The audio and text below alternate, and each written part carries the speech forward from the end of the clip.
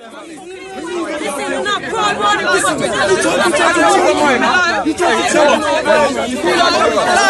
pregnant. I'm heavily pregnant. All right, watch what you're doing, you know, mate. Yes. Don't touch me, don't touch me. It's not him, it's not him. Pass round the front, they're more comfortable. Uncuff him. Uncuff him and let us take him, let us take him. He didn't do anything wrong. He hasn't done anything wrong. Let us take him. Alhamdulillah, wassalatu wassalamu ala nabina Muhammad wa ala alihi wa ashabihi ajma'in. Assalamu alaikum wa rahmatullahi wa barakatuhu jami'an.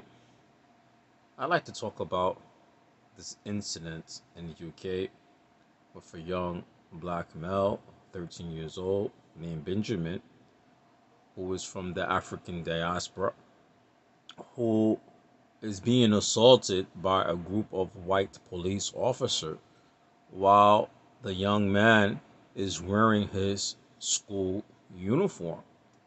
And when you looked at the video, you were seeing that the police had a disregard for this young child who his mother had said that he have ADHD and PTSD.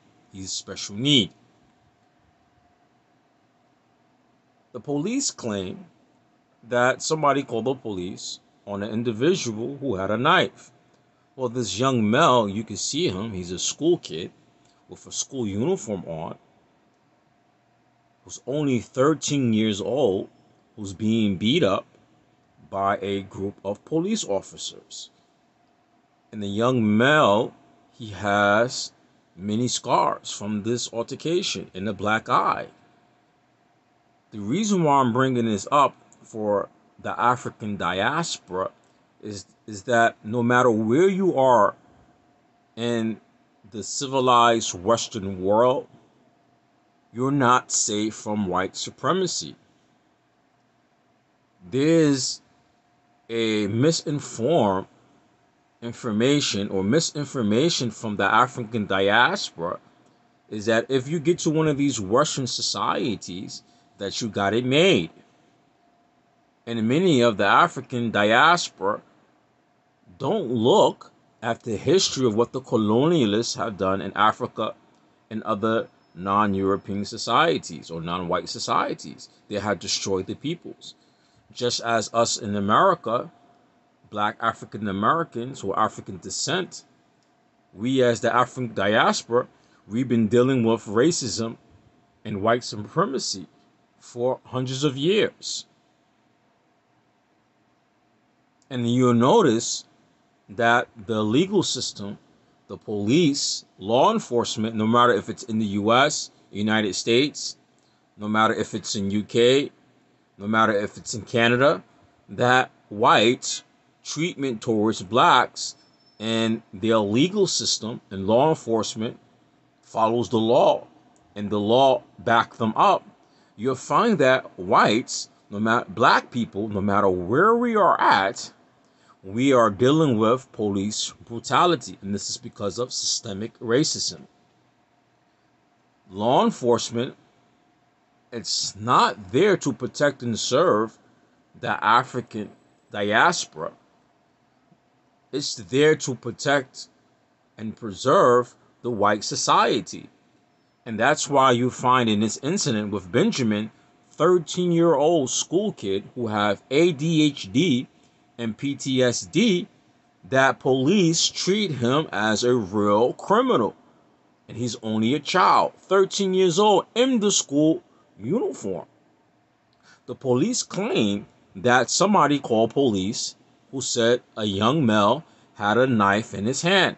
So after they beat him up, blackened his eye, swollen his eye,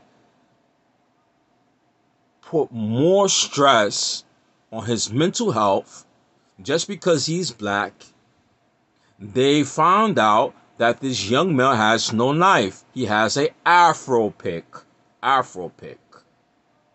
So it's clearly that the person who called police on him most likely is another white racist who seen a young male. Maybe he was picking his hair or he's picking his hand and said this young black male who's a school kid in school uniform has a knife.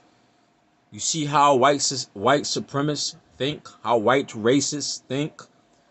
Even the black young child, schoolboy in a school uniform, he is not even safe from white supremacy, from their thoughts and their ideas about us, their stereotype thinking about blacks, that she couldn't see that this schoolboy has a afro pick, a comb, basically. And the police attack him and beat him up and scratch him up and blacken his eye and swollen his eye and draw his blood. But I'm happy if you look in the video that black people stood up. That the African diaspora stood up behind this young male to prevent the police to doing further damage, even death. These white supremacists, these white race soldiers, they have no limits to their hate. But I hope that this will start opening the discussion of the African diaspora that, hey, you're not safe from them even in their own land, in their own countries. That's the least place you're going to be safe from white supremacy. You're not going to be safe from them in their own lands. And the African diaspora need to start thinking how to safeguard themselves, their children, from this white supremacy way, brutal way. Because police, only reason why police exist is to protect the white majority.